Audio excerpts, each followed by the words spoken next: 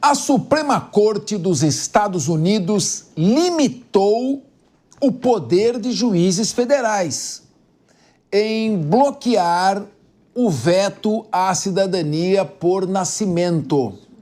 O Eliseu Caetano explica melhor esta história. Eliseu Caetano, a Suprema Corte dos Estados Unidos, talvez a mais importante e respeitada do mundo, entendeu que o judiciário deve se limitar com relação a políticas públicas estabelecidas, definidas pelo Executivo?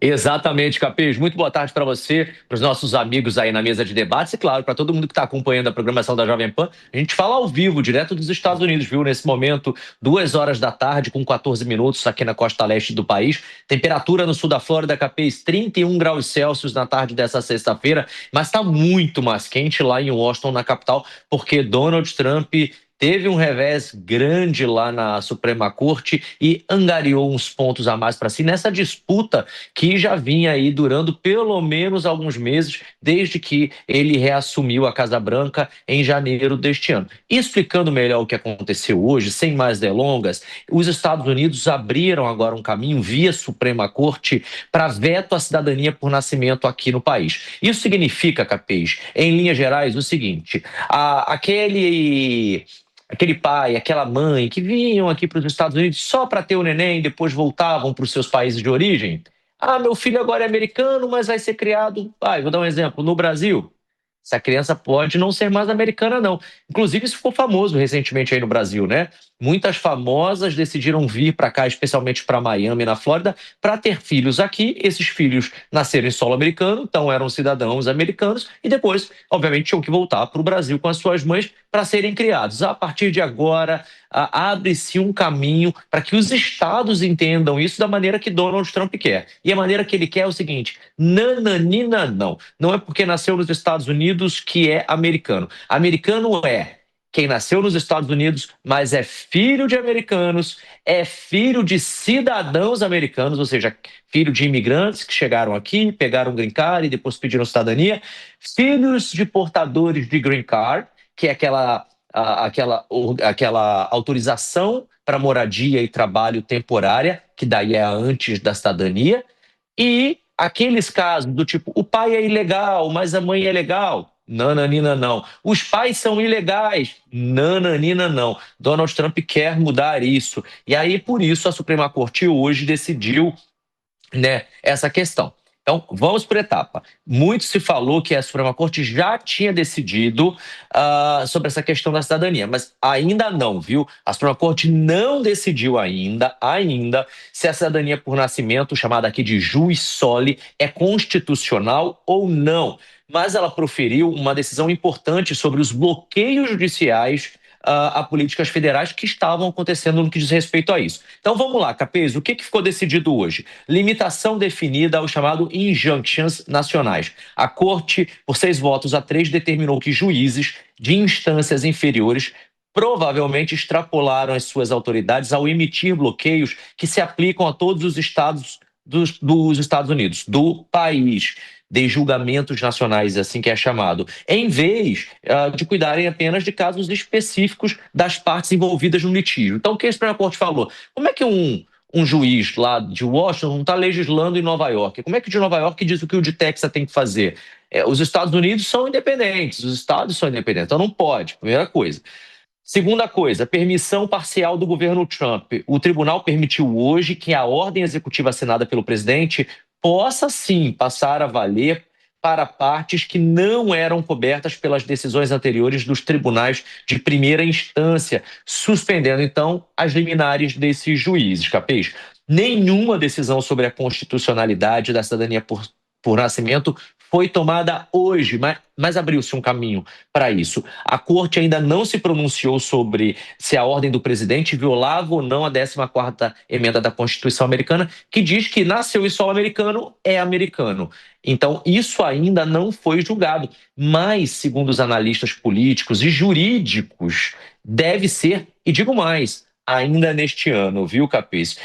Mas isso significa que a polêmica sobre negar cidadania aos filhos dos imigrantes ilegais ou com vistos temporários ganhou ali um tempo de respiro, né? Então, se alguém está aqui nos Estados Unidos de maneira ilegal e tem filho, esse filho ainda nasce aqui, é americano. Por exemplo, você, Capês, vem para cá com a sua esposa, os dois estão com vistos de trabalho, tem filho aqui, esse filho ainda é americano, que é exatamente o que o Trump quer mudar. Se você está aqui de passagem ou ilegal, teu filho não é americano. Agora, se você está aqui em caráter definitivo e documentado para isso, sim, seu filho é americano. Agora, por que isso importa, meu amigo Capês? Porque o que está em jogo é o poder dos tribunais federais de emitir bloqueios que valham aí para todo o país.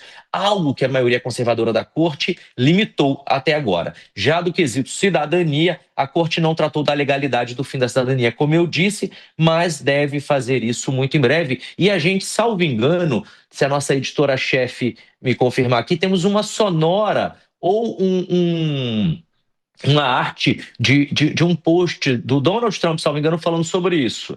Vamos acompanhar.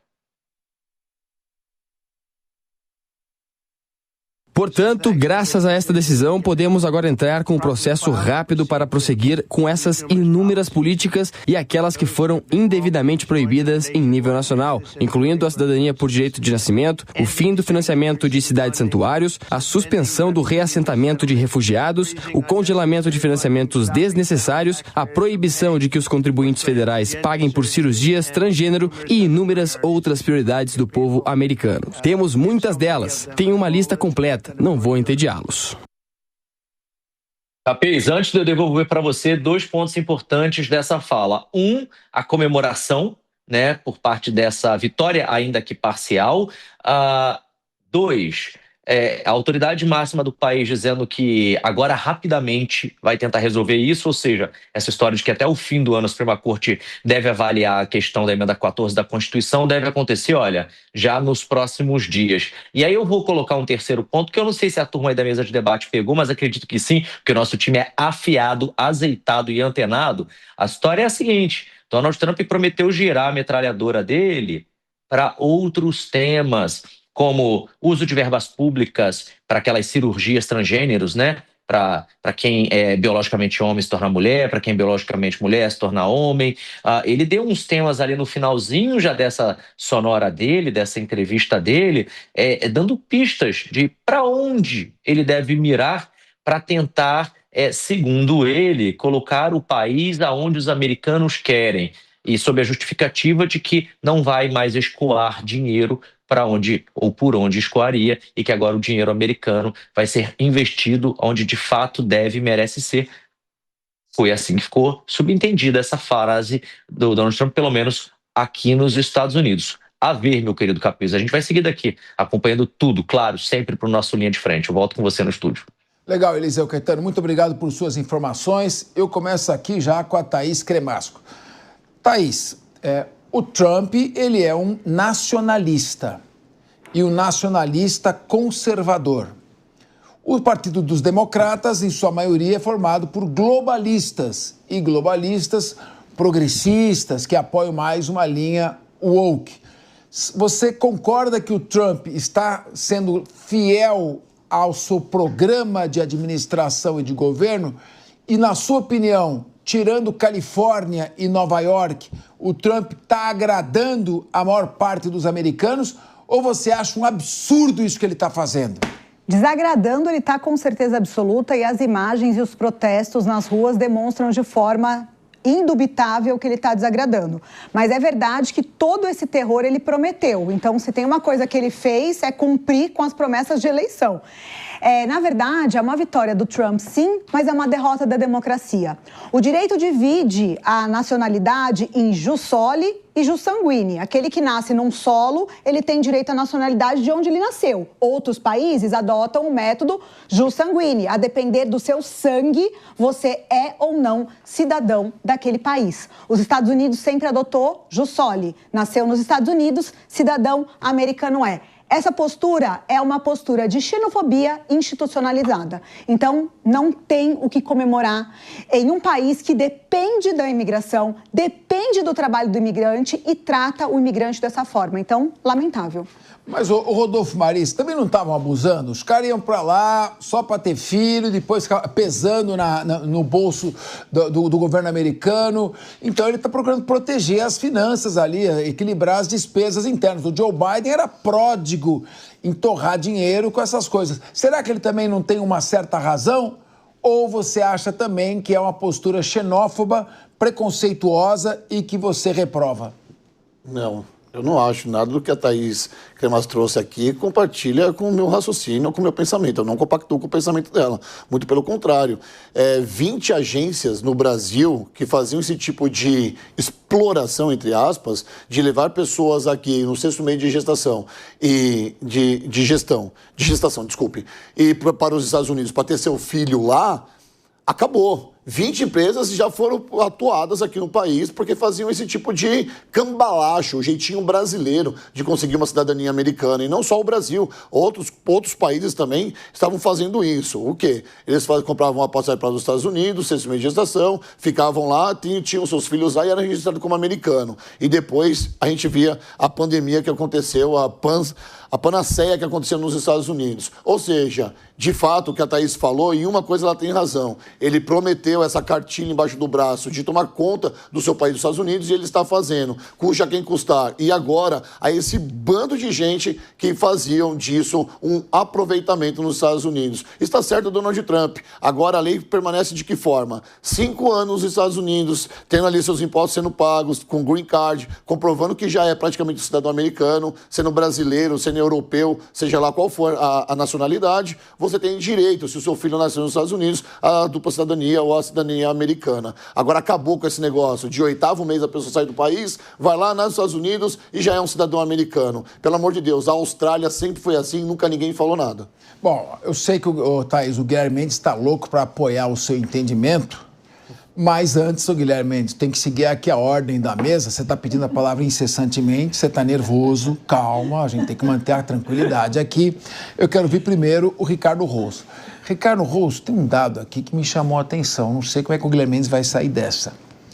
O sonolento e desastroso ex-presidente Joe Biden torrou, não tem outra palavra, outro verbo, torrou 22 bilhões de dólares com o chamado Escritório de Reassentamento de Refugiados, pagando uma série de benefícios, pagando hotel, alimentação, Medicare para imigrantes ilegais.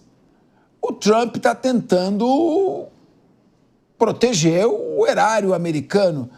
Está errado isso, Ricardo Rosso? Capês, o povo americano nas eleições passadas para presidente deu a resposta. Elegeu de forma esmagadora Donald Trump, não só como chefe do executivo, dando a ele maioria no Congresso e no Senado americano. Então o povo americano diz, queremos austeridade com o nosso dinheiro, queremos o fim da farra com o dinheiro público, que era o que Trump prometeu ao longo de sua campanha com o slogan conhecido Make America Great Again. Ganhou a eleição de forma esmagadora. Então, isso determina, sim, a vontade do povo americano. Agora, dizer pra gente que uma pessoa que sai no 8º, no 7º mês de gravidez, vai para os Estados Unidos apenas para ter filho, chamado turismo de gravidez, turismo de nascimento, você acha que isso faz algum sentido? Nenhum sentido, gente. Dizer que são as pessoas que fazem os Estados Unidos são essas? Não. Tem muitos migrantes que merecem respeito, sim. Os Estados Unidos precisam dos imigrantes legais. Você quer ir para qualquer país do mundo, inclusive vir para o Brasil, venha de forma legal, trabalhe, se estabeleça. Aí, assim, você vai ter o seu filho, ele vai ter a cidadania. Como funciona lá? Agora, você querer dar aquele jeitinho, aquele golpezinho, sabe? 6 meses você fica aqui, você vai com visto de turista para ter filho, para pegar visto. Pelo amor de Deus, isso é picaretagem. Podemos defender isso de maneira alguma. Isso é picaretagem, tá errado. Gente ganhando dinheiro com esse turismo de nascimento. Mas no Brasil, Ricardo, você pode vir à vontade. Aqui no Brasil tá liberado, né? Nos Estados Unidos, aqui fica tranquilo. É que lá tem legislação, tem regra. Aqui, eu só não digo a casa da sogra, porque lá na casa da minha sogra, ela recebe na porrada quem chega. Mas, Guilherme Mendes, você é muito inteligente. Obrigado. Eu tô vendo aqui o Rodolfo Maris e o Ricardo Rosso falarem E eu tô aqui na minha cabeça, eu preciso arrumar um contra-argumento. Isso aqui é polêmico, eu tenho que derrubar o que eles estão falando. Mas eles estão falando com tanta clareza, uma coisa que para mim é tão óbvia, que só mesmo você me dê alguma luz para defender a política suicida do Joe Biden e criticar o que o Donald Trump está fazendo com Make America Great Again e agora Make Iran Great Again. Por favor, me ajude a contestar esses dois, porque o que eles estão falando para mim está tão certo. É muito fácil, Porque, veja, a questão aqui não é se está certo ou se está errado. A questão é que há uma mudança de paradigma. Como foi bem aqui colocado, você tem dois tipos de formas para aquisição de nacionalidade. Colocado por quem? Pela então, Thaís. dê autoria, claro. Por favor. A Thaís colocou o jus sanguinis e o jus solis, né? Que são as duas formas de se adquirir a nacionalidade. Os países novos, como o Brasil, os Estados Unidos, a Austrália, até por conta da origem da sua população, adotam o jus solis. Por quê? Porque foram países cuja formação populacional vem da imigração, ou seja, receberam imigrantes de toda a parte do mundo. Não, desculpa. Não, Austrália não. Não, a Austrália também. Ele falou Austrália. Eu falei Austrália, mas a Austrália também. A população australiana é, em grande parte, composta por ingleses, né, imigrantes ingleses, e também por gente ali de toda a Oceania. Para você fazer jus aí, desculpa, Guilherme Mendes, mas para você fazer jus ao jus solis, você precisa estar morando lá durante 5 anos. Não. E para o seu filho ser registrado como australiano, ele tem que ter lá no mínimo 2 anos. Não, eu concordo. Vários amigos da Austrália que passam por isso. Tá bom, então muda o exemplo da Austrália e segue. Eu não estou dizendo da especificidade disso, eu estou dizendo das duas formas de aquisição. Sim. Então, se o governo americano resolve mudar esse paradigma, não vejo nenhum problema. Só que isso vai demandar tempo, porque vão ser necessários, no mínimo, 2, 3 gerações para você caracterizar a hereditariedade, que é aquilo que o jus sanguinis exige, como acontece na Itália, como acontece na Espanha, como acontece em Portugal, que muitas vezes você está muito distante daquele cidadão na sua origem, você tem um bisavô, um tataravô, que era italiano, que era português, que era espanhol, e você consegue adquirir essa nacionalidade porque, no entender desses governos, você é descendente daquela pessoa que lá nasceu. Então, veja, é uma mudança total de paradigma. Se é uma boa mudança ou não é, só o tempo dirá. Agora, é importante frisar o seguinte: a grande riqueza dos Estados Unidos, da população americana, em parte se deve na sua totalidade justamente à multiplicidade cultural que adentrou os Estados Unidos. Sim. Os Estados Unidos são meritórios em importar cérebros, importar o que tem de melhor na produção científica, e agora o Trump está brigando com tudo isso, está brigando com a universidade, está barrando visto para quem quer lá estudar. Não tem problema, os cérebros vão migrar para a Europa, vão migrar para a China, vão migrar para a Ásia e vão trabalhar nas universidades que vão oferecer condições. Quem perde é a sociedade americana. Agora, eu acho que a gente não pode julgar a exceção, que foi isso que os meus colegas colocaram aqui, aquele que dolosamente programa a data do nascimento do filho para tentar ganhar a cidadania americana. Para isso existe, como o Maris colocou, a regra. Olha, você pode até vir aqui com a sua esposa para dar luz ao seu filho, só que você não vai ganhar nacionalidade, você vai fazer o parto e vai voltar para o seu país. Isso não quer dizer que você vai romper com a tradição do jus solis. Pode haver sim um regramento, e acho que nós não podemos aqui apoiar golpe, apoiar fraude, isso sim é uma fraude, mas veja, é uma quantidade tão pequena, frente a uma população de mais de 200 milhões de habitantes. Será que, na verdade, o Trump está preocupado com isso, ou ele está preocupado em, no fundo, fechar qualquer tipo de ingresso de estrangeiros nos Estados Unidos? Me parece que é a segunda alternativa. A Thaís quer falar. E só me unindo ao que o Guilherme está dizendo, se a gente for perceber os movimentos que o Trump foi fazendo para facilitar a compra de green cards com valores, né? Assim, então vai ter o Golden Card, se você investir 800 mil e tal. Então, quando a gente começa a perceber movimentos como esse, não tem como ignorar que, na verdade, é uma luta contra um tipo específico de imigrante. Sim, que o Ricardo falou, né? O imigrante ilegal, mas eu falaria outra coisa. É contra o imigrante pobre. Porque se você tiver dinheiro, welcome to America. Então, isso me incomoda, e isso que eu chamo de xenofobia institucionalizada, que é tentar afastar esse ódio do imigrante pobre, porque o rico Pode vir. Aliás, o Golden... America is open. Não, mas tem uma- A verdade, o Golden vez. Card é isso, não é? Se você pagar lá $10 milhões, você pode vir até de Marte e você isso. ganha a nacionalidade americana. Então, mas quer dizer, o Ricardo faz Rose, sentido isso? Ricardo Rose, há países que querem as grandes fortunas e há países que querem taxar e expulsar as grandes fortunas, não é? Que é o caso nosso aqui. Os americanos querem as grandes fortunas. Mas vai lembrar o seguinte, que o excesso de imigrante ilegal, a grande briga, Thaís, é com o imigrante ilegal. Aí você quer criar uma divisão aqui de classe legal, acho que também tem, o Trump deixou claro isso, o Golden Card ali, para quem tem uma grana, é bem-vindo, mas é bem-vindo em qualquer lugar do mundo. Sim. Em qualquer lugar do mundo. Portugal, Espanha, aqui no Brasil, apesar de que eles querem taxar a galera, mas essa é a galera do PSOL. Mas, enfim... A grande discussão é contra o imigrante legal, que entra, às vezes não consegue emprego e vai para a criminalidade. Você, se fosse americana, também não ia querer aumentando o número de criminosos no seu território. Você ia querer que se criasse uma política pública para barrar as pessoas que vão para lá, muitas vezes não conseguem aquilo que imaginavam que conseguiriam, até pela dificuldade da sua legalidade, e acabam indo para a criminalidade. Aumenta a criminalidade num lugar onde é conhecido como seguro. Por que muitas pessoas vão pagar os $5 milhões para ter o Golden Card? Porque acreditam que os Estados Unidos é um lugar próspero, é um lugar seguro. Então tem que ter essa política pública assim. A gente está falando, pode ser que o Trump tenha essa visão de eu preciso começar por algum lugar e começar barrando esse tipo de pilantragem, que eu chamo assim pilantragem mesmo. Você querer que seu filho nasça lá para dando um jeito. Faça do jeito legal, faça do jeito certo. Por que não? O imigrante legal, ele não é mal visto nos Estados Unidos, não. Eu conheço muita gente legalizada, que trabalha, que vive sua vida e não tem esse problema, não. Agora, uma boa parte do imigrante, ele quer fazer do jeito errado. Às vezes nem tenta o jeito certo, vai pela porta errada, vai pela porta dos fundos e consegue acabar entrando em território americano. E aí gera um problema para todo mundo, para ele e para o cidadão americano, pagador de impostos. Deixa eu só trazer uma informação em cima disso, porque, Thaís, olha só, uma das coisas que o Trump quer também barrar ou quer sanar é o fato dessas pessoas pobres, tá? Que entram no país para estudar e aí vê uma oportunidade de trabalho nos Estados Unidos, tinha ali o seu visto de estudante, esse visto de estudante expira e ele permanece nos Estados Unidos de um modo ilegal.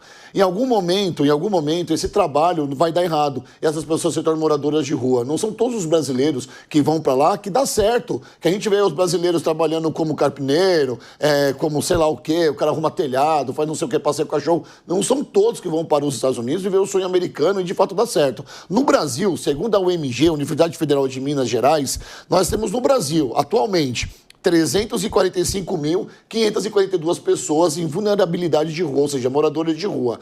Dessas 345 mil e pouquinho, 50 mil são pessoas de outros países, entre eles 60% são angolanos, que entram no país de uma forma legal, porque eles podem entrar no país aqui ao esmo, não conseguem trabalho aqui e hoje estão em situação de rua. O Donald Trump, ele pensa nessa política de não deixar esses imigrantes, que sejam pobres, mas que entram de uma forma legal nos Estados Unidos, depois não conseguirem trabalho porque não conseguem falar uma segunda língua e acabam virando moradores de rua. É uma política pública, a gente tem que olhar por esse prisma, porque desses 345 mil moradores de rua no país, 50 mil são imigrantes. Olha só, não o prejuízo, mas olha só a calamidade pública em que se encontra o país. E hoje nós temos no aeroporto de Guarulhos cerca de 600 pessoas que vêm do Afeganistão, que não conseguem entrar no Brasil, não querem voltar para o Brasil, porque não conseguem emprego, não conseguem moradia. Então, eles estão habitando há cerca de 2 anos no aeroporto internacional de Guarulhos. Você já pensou essa situação nos Estados Unidos com o presidente que, de fato, está colocando a cartinha em jogo? É só no Brasil que acontece isso. Mesa, começando pelo Ricardo Rose, o presidente, a primeira obrigação dele é com o seu país. Não adianta o presidente viajar o mundo inteiro, dar palpite em tudo quanto é guerra, em tudo quanto é lugar, e não está cuidando aqui do seu próprio quintal, controlando o Congresso Nacional, conversando com o Trump. Ele pode não gostar dele, mas ele está procurando fazer a América great again. Então, nesse ponto, como é que você vê a postura do Donald Trump de, em primeiro lugar, tentar proteger, talvez de uma maneira excessiva com as tarifas, mas tentar proteger a indústria nacional, tentar promover uma reindustrialização dos Estados Unidos para não ficar tão dependente da China, tentar impedir o fluxo de imigrantes ilegais para garantir o emprego para os próprios americanos e os imigrantes que estão legalizados e, sobretudo, na geopolítica, a atuação dele em ter resolvido rapidamente a guerra entre Israel e o Irã. 12 dias, uma guerra que terminou, o Irã diz que venceu, Israel diz que venceu, os Estados Unidos que venceu, todo mundo está satisfeito, ao que tudo indica. E agora a sua postura de tentar descalonar a guerra que está entre Rússia e Ucrânia, forçando ali uma certa paz. O próprio Putin está meio constrangido, dizendo que estou tentando, mas está difícil. Como é que você vê a postura do Donald Trump reorganizando e criando uma nova ordem mundial, a ponto do secretário-geral da ONU chamá-lo Daddy Trump? Capês, você pode julgar os métodos do Trump, mas não os resultados. Que eles estão aparecendo, eles estão chegando. E agora essa vitória na justiça, por exemplo, é um deles. E ele está fazendo isso. Ter a redução, o aumento da participação de cada país membro da OTAN é outro deles. É dentro da promessa que você começou a falar aqui de forma precisa. Donald Trump foi eleito presidente dos Estados Unidos da América e ele tem um compromisso com o povo dele. E foi assim que ele foi eleito, com esse compromisso. E ele está fazendo cada um dos passos que ele prometeu na campanha.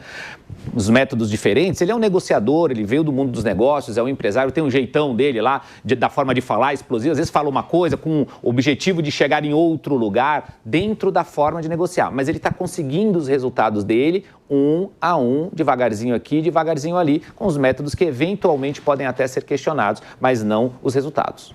Agora, meu querido Guilherme Mendes, depois a Thaís Cremasco, o pessoal da esquerda americana diz que os 3 piores presidentes da história são Lyndon Johnson, LBJ, né, Lyndon Baines Johnson, e o James Buchanan e o Trump.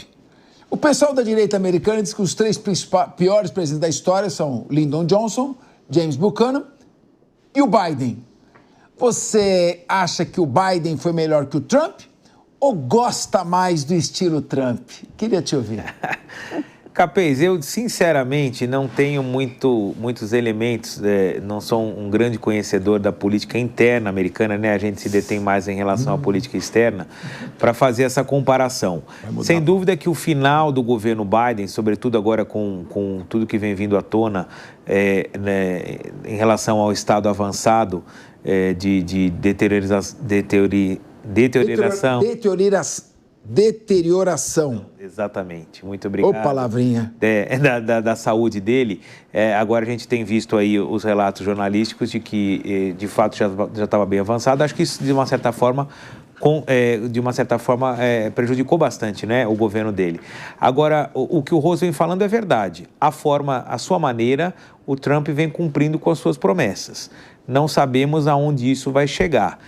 Tem tido avanços e retrocessos, a gente tem visto as manifestações, mas de uma coisa a gente não pode negar, que é de omissão ou então de estelionato eleitoral. Ele cumpre o que ele promete. Inclusive ele prometeu garantir a liberdade de expressão.